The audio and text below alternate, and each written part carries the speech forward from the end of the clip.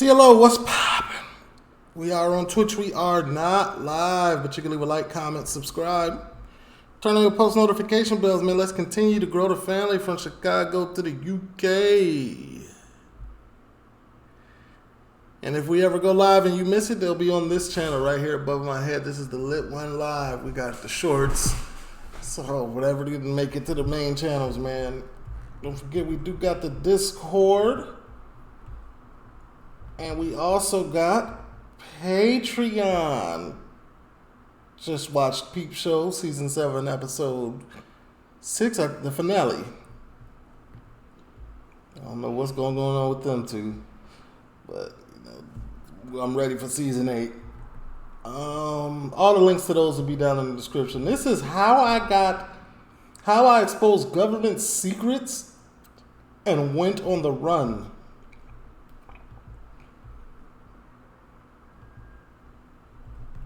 I'm interested. You got me. We knew that we were. I don't want to see this part. Just let's followed around, recruited.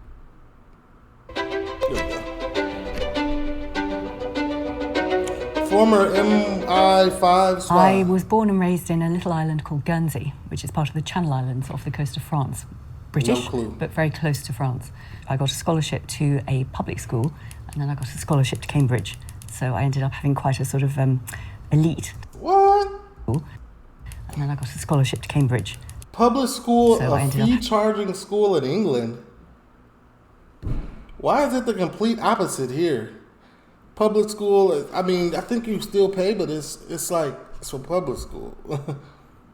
The way she's making it sound is a private school. In quite a sort of elite type education, I suppose is the best way of putting it.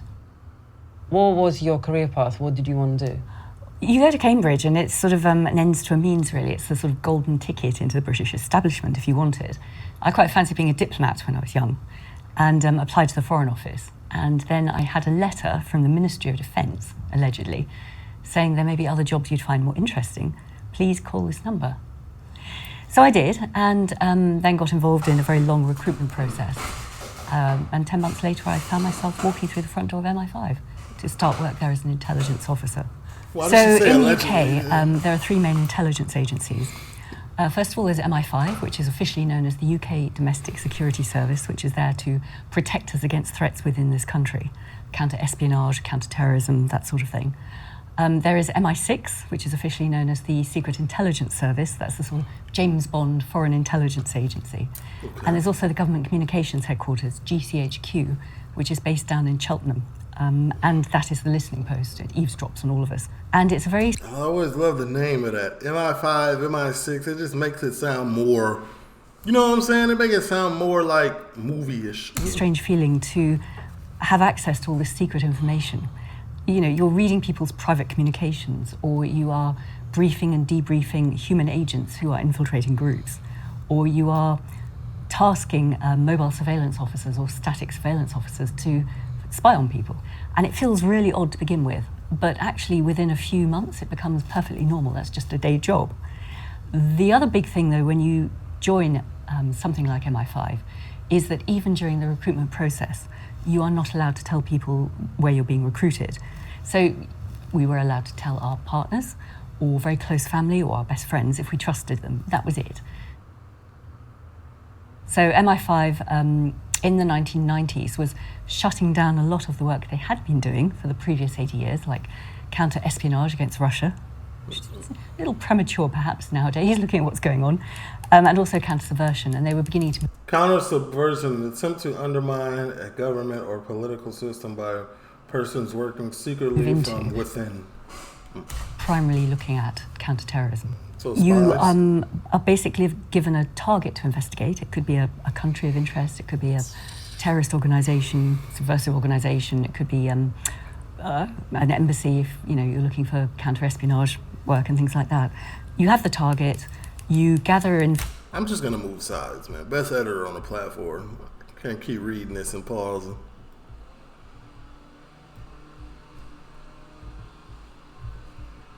Information and intelligence, secret intelligence on that target, using a variety of secret means. And then you get all the information coming in, assess it, and then advise on what action to take. I mean, it might be drop the investigation, there's no threat, or it might be we need to take action now, go in and arrest someone now because they're about to plant a bomb. So, what was your first job assignment at MI5? You're 22, you're joining, what's your first assignment? My first posting was to a little section called F2, and that was counter-subversion, i.e. MI5 investigating people for their political beliefs and political activism within the UK. So there were hundreds of thousands of files held on UK citizens for being members potentially of the Communist Party or Trotskyist groups or far-right groups. MI5 became potentially of the Communist Party or Trotskyist groups or far-right groups. MI5 became incredibly paranoid after the Cambridge spy ring scandal, which was a bunch of establishment types who betrayed the country in the 1950s and 60s, Burgess, Philby, McLean, people like that. So they got very paranoid about infiltration and subversion by particularly the Soviet Union, but also other hostile states. So you've mentioned about your Soviet second Union posting is. that it was related to IRA.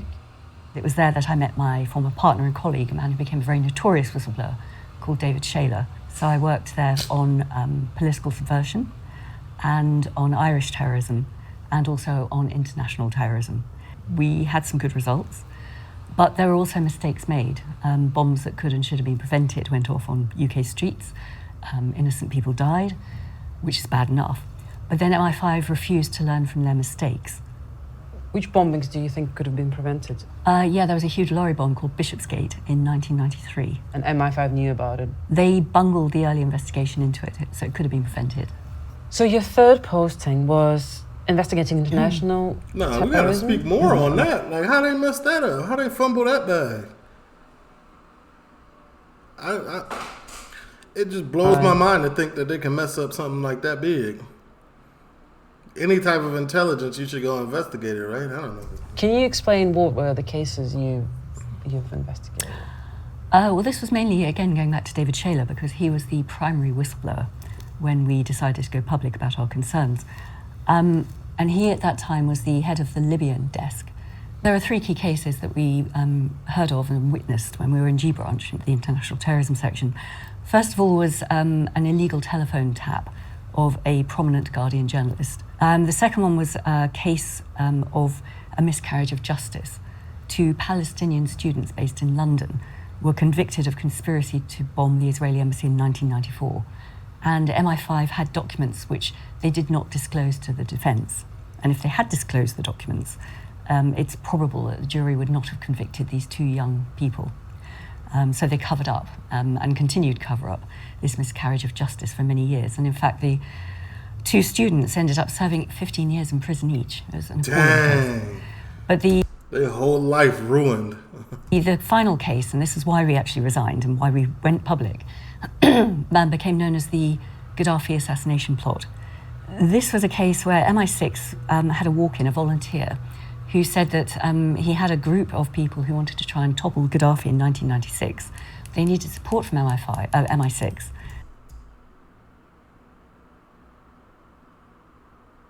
And they needed money and even just weaponry to try and effect the coup. And MI6 started paying huge amounts of money to this organisation.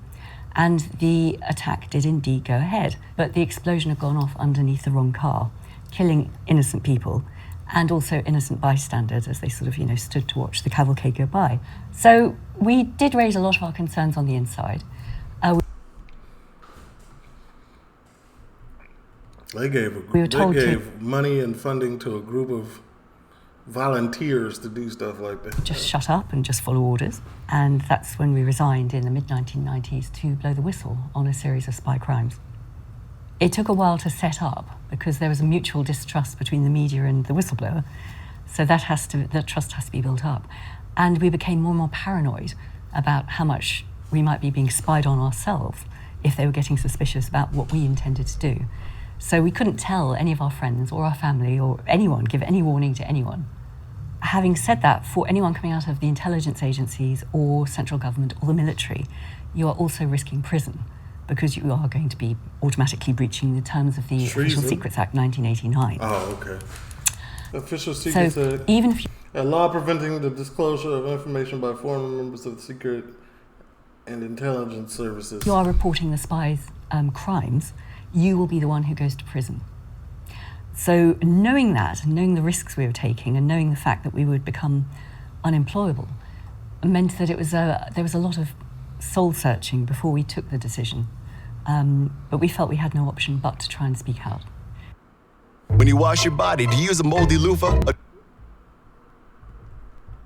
Anybody coming at the loofah and the classic rag? Ew. So what you use? Come on now. Rather than sitting around waiting in our flat for the knock on the door from the secret police and being hauled off to prison for a couple of years on remand awaiting trial, we decided to get up out of there and went on a run around Europe for a month without giving any warning to our friends and our family. So the first they heard about it was when they saw the front pages of all the newspapers and David's picture sort of smiling out at them. So that was a huge shock for a lot of people. So what was your escape plan? Fairly easy, assuming that they weren't already onto us. Just get the last flight out of the UK. But once in Europe, of course, the key thing was to get through the airports to get into Europe. But once in Europe, it was just using trains, no cars, no flights, no airports, nothing. So you could just hop on, hop off trains. So it was just random travelling, literally, across Western Europe for a month. Disguises, only use cash, never pre-book a hotel because spies can track you. So it was very much a sort of gamekeeper turned poacher scenario because we knew how we would hunt ourselves if we were investigating us. How did it feel to suddenly, effectively being against the UK government and being on the run? Going on the run was a very interesting experience. It actually felt much more like the cliched sort of idea of spy work than actually working on the inside had. We knew that we were being hunted by the special branch, secret police, and also by MI5. And we knew how we could try and I feel like this is deserving of a movie or something. hide ourselves, but even so, Movie worthy. we were pretty high-level targets at that point. So we knew the extent of the resources they could use against us. So, for example, the primitive mobile phones could be triangulated. They could have recording devices put in them, that sort of thing. Primitive computers, we had to have an old-fashioned camera stuck on the top rather than integrated into it. Could have keystroke loggers, could film you remotely, it could be switched on, but it was much more difficult for the spies to implement all that. Certainly by the time David and I were living in exile in Paris for 2 years before he came back to the UK, we knew that the flat was probably bugged, electronic communications were bugged, computers, phones, that sort of thing. We knew there was a possibility we might be followed around on the streets, and we also knew there was a possibility that some of our friends would be recruited to report back on us or pressured to report back on us, and that turned out to be the case. In terms of our long-term aims, though, we wanted to create a bit of a scandal, and there might be reforms and tightening up of the laws and the oversight of the spies. That's what we were aiming for. And in order to do that, we needed that bit of a scandal, and we'd sort of thought through what the spy response would be, which was they would take out gagging orders against the national media within the first week, which they did, which then meant that the national media got very angry and said, we're the free British press, we've got to have an inquiry into what the spies are doing. So it's all beginning to go fairly smoothly in terms of working towards what we wanted to achieve. Then a week after we went on the run. This is like a game of chess. Chess, not checkers. This is a highly intelligent operation of whistleblowing and preventative measures of whistleblowing going on here. Princess Diana died in Paris, which sort of knocked every other piece of news out of the national media for weeks and weeks and weeks. So we lost all our protection. We lost the head of steam in terms of the press campaigning for greater oversight. So we ended up hiding in a remote French farmhouse for a year. And then David finally got the newspaper and BBC to go public about the Gaddafi plot, which was the main reason why he wanted to blow the whistle, in the summer of 1998. And immediately he was arrested when we were in Paris trying to break the story and thrown into prison because the British tried and failed to extradite him from Paris in that summer. He was in prison for about 4 months and released because he was deemed to be a political prisoner. And so he had another 2 years living more openly in exile in Paris. And then he went back voluntarily to face trial in It's not a bad place to be. 2000. Eventually, after a whole series of legal hearings, was put in front of a jury in 2002. And there is no legal defence under the Official Secrets Act for whistleblowing. So he was convicted and sent back to prison. Fortunately, though, in those days, the tariff for blowing the whistle was 2 years in prison per charge. What they're trying to do at the moment for both whistleblowers and journalists is up that to 14 years in prison per charge, which is huge. Anyway, so he served his time, he got out, paid his debt to society, and then we had to try and sort of rebuild our lives with no, career possibilities. And just after the experiences we'd had, I mean, the whole court case took 7 years, the whole case. 14 years is a crazy time frame. Like, you guys, 14 years, that's more time than some of these,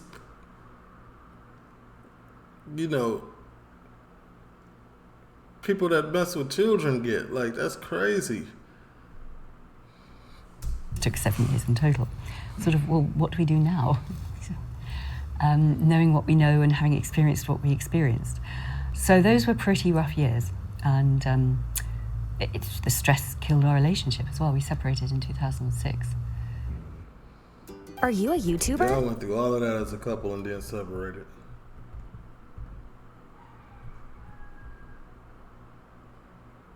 I would have just hold on, we're going home.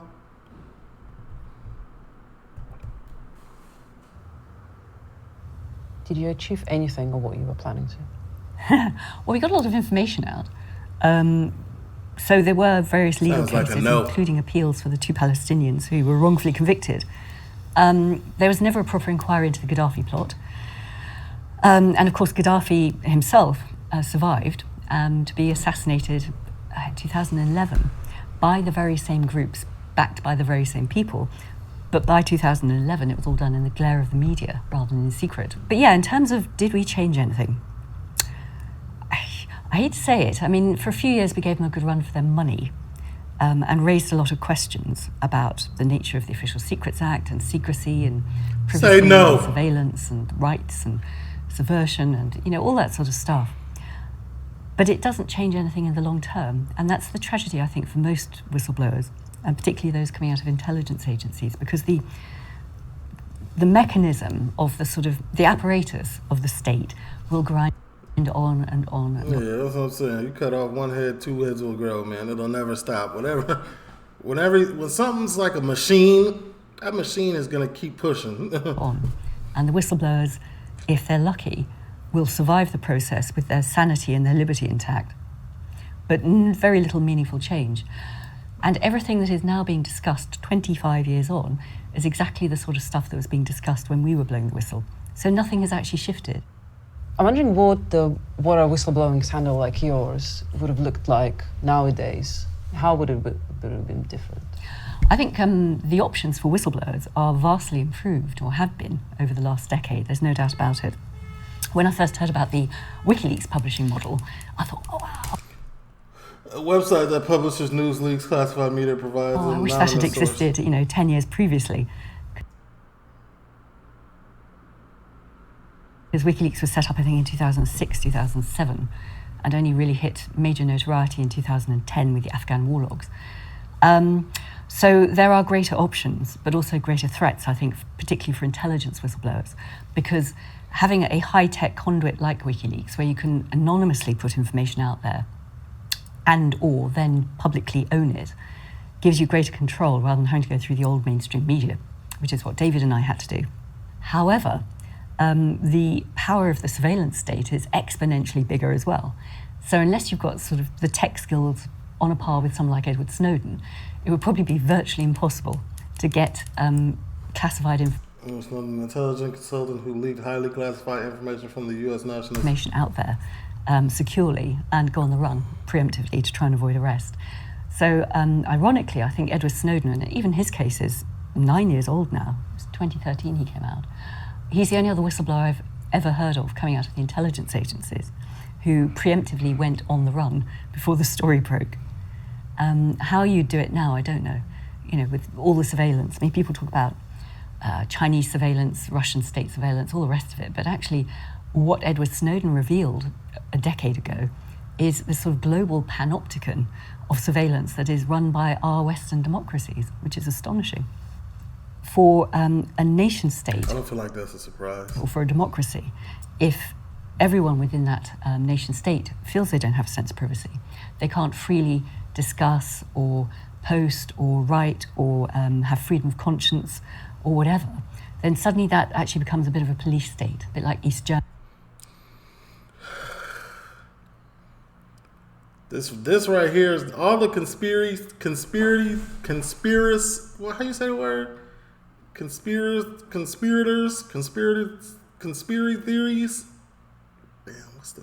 Y'all know what I'm trying to say. All them people that gonna have a run with their money with this one. See, I knew it. So this really what do be going on, and this and that probably happened, and that happened, and this might have happened. I can see the F ands and what's and wall came down, rolling, and that's how democracies begin to fray, and democracy can end, and the slide towards totalitarianism and police states can begin. Okay, TLO, leave a like, comment, subscribe, turn on post notifications. I'm gone.